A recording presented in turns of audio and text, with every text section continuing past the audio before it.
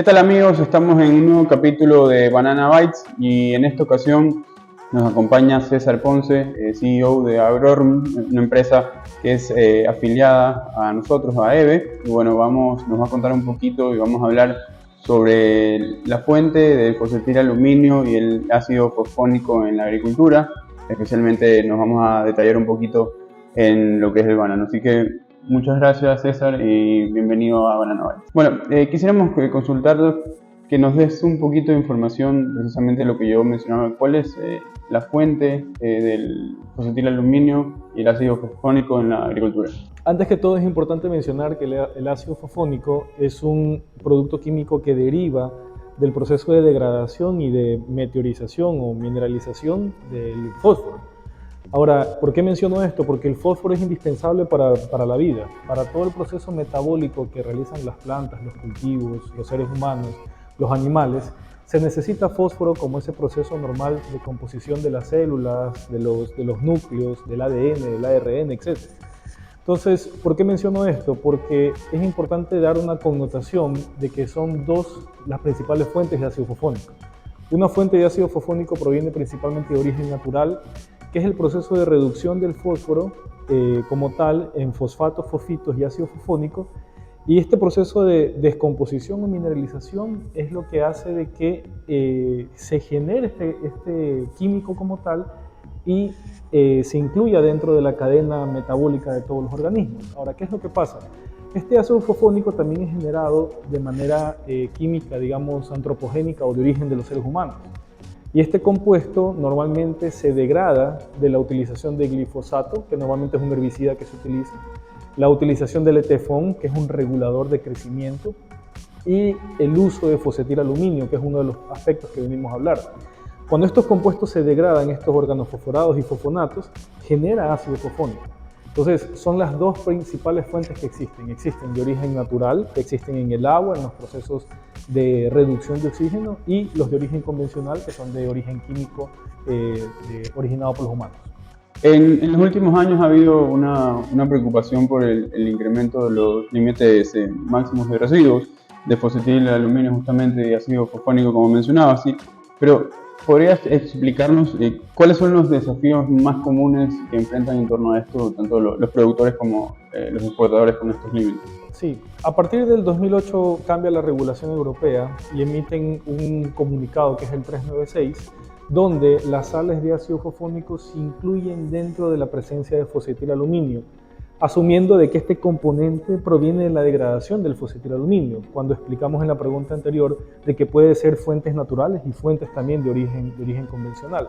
¿Cuál es el principal desafío? El desafío para la industria, principalmente de carácter convencional, en el caso específicamente de banano, para producción de banano convencional, el límite máximo residual está arriba de 2 partes por millón o 2 miligramos por kilogramo, es bastante elevado. Sin embargo, en la interpretación para el banano orgánico, ahí el desafío es mucho más fuerte, debido a que esta regulación, en base a esta nueva actualización, prohíbe la utilización de ácido fosfónico y asume como que su presencia es de origen convencional, cuando expliqué anteriormente que también existe ácido fosfónico de origen natural. ¿Cuáles son las principales implicaciones tanto para productores y exportadores cuando los niveles de fosfatil aluminio y ácido fosfónico superan los LMR establecidos? Sí, en el caso de la producción convencional, son muy pocos los casos que hemos tenido de presencia de ácido fosfónico sobre las 2 partes por millón. Sin embargo, no obstante, siempre hay que monitorear de que este valor o concentración de ácido fosfónico no supere este límite en la producción convencional. Pero en la producción orgánica es el principal problema, porque la interpretación de las aduanas o de los organismos de control es de que hubo una utilización fraudulenta de algún producto químico que generó este compuesto, cuando se puede demostrar lo contrario o con investigación podemos interpretar bien de dónde proviene esta fuente de contaminación. ¿Cuáles son los beneficios o los puntos importantes de realizar un análisis acreditado justamente para verificar la presencia y la concentración de fosfetilaluminio y ácido fosfónico en los productos de explotación? El análisis acreditado es un análisis que pesa mucho en la determinación y la cuantificación correcta de los elementos contaminantes en banano. Particularmente la ISO que regula esto se llama la ISO 17025, y lo principal y lo de mayor peso es que la calibración de los equipos para poder leer en la fruta de banano o en diferentes compuestos debe de tener una normativa y una regulación bastante exigente para que los equipos puedan llegar a medir límites muy bajos. Pues acontece de que normalmente existen exportaciones que salen libres del componente, pero cuando llegan a destino sale presencia de estos productos y evidentemente el riesgo es bastante elevado porque eliminan el contenedor y rechazan una exportación orgánica. ¿Cómo puede un análisis, justamente en este caso en su laboratorio, ayudar a los productores y exportadores a monitorear y garantizar el cumplimiento de los LMR de manera correcta? Sí, un rol muy importante además de la acreditación es cómo los laboratorios podemos ayudar al productor, y particularmente uno de los primeros pasos que existe es hacer un análisis de riesgo.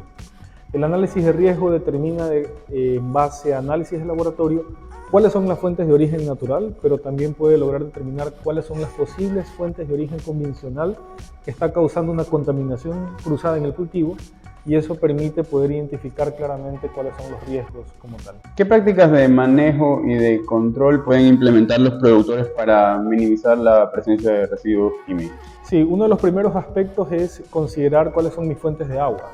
El ácido fosfónico por lo general se produce bajo condiciones de poca o disminuida presencia de oxígeno, lo que se conoce como potencial redox o reducción de oxígeno. Bajo estas condiciones anaeróbicas el fósforo como tal se reduce y la presencia de ácido fosfónico se incrementa. Si yo analizo el agua y determino cuál es la posible fuente, puedo cambiar posiblemente de fuente, ya sean de un río o sea de origen de un pozo.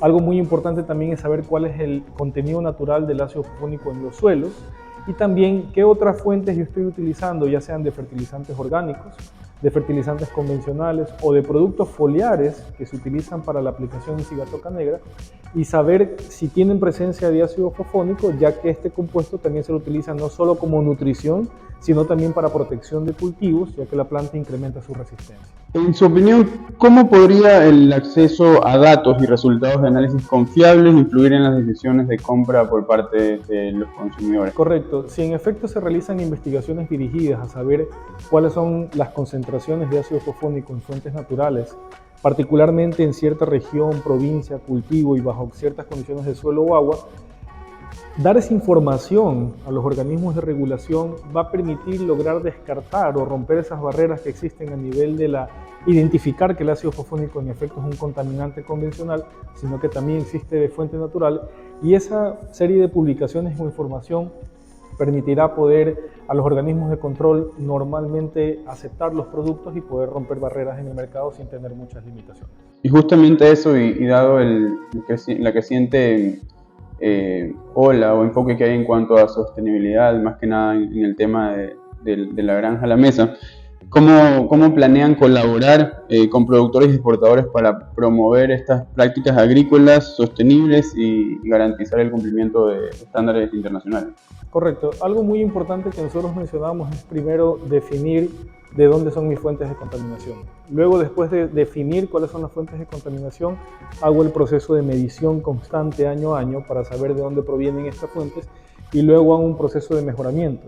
Cuando yo tengo todos esos parámetros medidos, puedo tratar de tener alternativas para ver de qué manera puedo reducir la presencia de contaminación de origen natural, pero también de origen convencional, ya que uno de los aspectos principales, como mencionaba en una pregunta anterior, es de que el ácido fosfónico se utiliza normalmente como un producto elicitor. ¿Qué significa eso? Significa de que se utiliza para potencializar la protección de las plantas ante las enfermedades y las plagas. Y muchos de estos productos se pueden encontrar en productos certificados orgánicos cuando su origen pudo haber sido realizado de manera convencional.